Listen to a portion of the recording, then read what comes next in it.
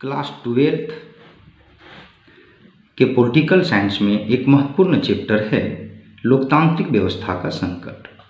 हम सभी को पता है कि भारत दुनिया का एक सबसे बड़ा लोकतांत्रिक देश है और हमारे यहाँ 1947 से लेकर के अभी तक लोकतंत्र फल फूल रहा है और अच्छा ग्रो भी कर रही है।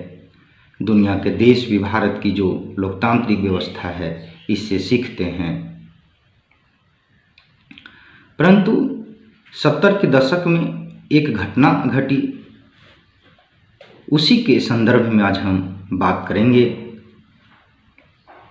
बात है 1975 का, जब इंदिरा गांधी की सरकार थी, अर्थात इंदिरा गांधी प्रधानमंत्री थी। भारत में कुछ आंतरिक गड़बड़ियों को लेकर के उन्होंने आपातकाल, जिसे इमरजेंसी भी कहा जाता है इंग्लिश में, उन्होंने लागू कर दी। भारत में इमरजेंसी भारतीय संविधान के 3 अनुच्छेद के तहत लगाया जाता है। जैसे आप देखें, अनुच्छेद 356 ये भारतीय राज्यों में राष्ट्रपति शासन के तौर पर लगाया जाता है और 352 अनुच्छेद 352 राष्ट्रीय आपातकाल की घोषणा करने की इजाज़त देती है और अनुच्छेद 360 वित्तीय आपातकाल की बात करता है। परंतु भारत के लिए सौभाग्य की बात है कि अभी तक हमारे यहाँ वित्तीय आपातकाल नहीं लगा है।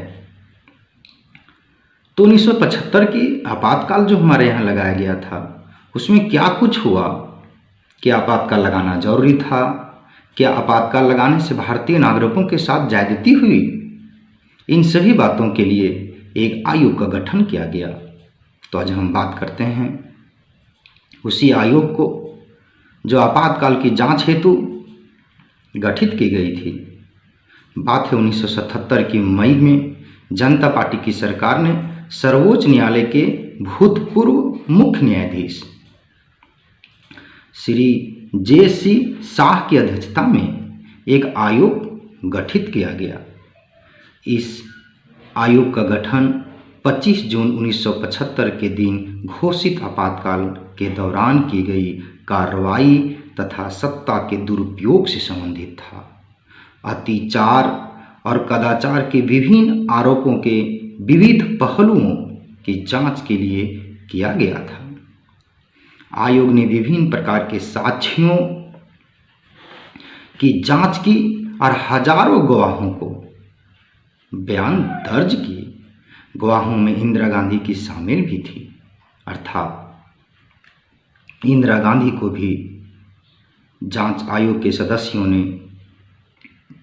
प्रश्न किए। वे आयोग के सामने उपस्थित हुई, लेकिन उन्होंने आयोग के सवालों के जवाब देने से इनकार कर दिया। भारत सरकार ने आयोग द्वारा प्रस्तुत 2 अंतरिम रिपोर्टों और तीसरी तथा अंतिम रिपोर्ट की सिफारिशों, पर्यवेक्षणों और निष्कर्षों को स्वीकार किया। यह रिपोर्ट संसद के दोनों सदनों में भी विचार के लिए रखी गई। धन्यवाद।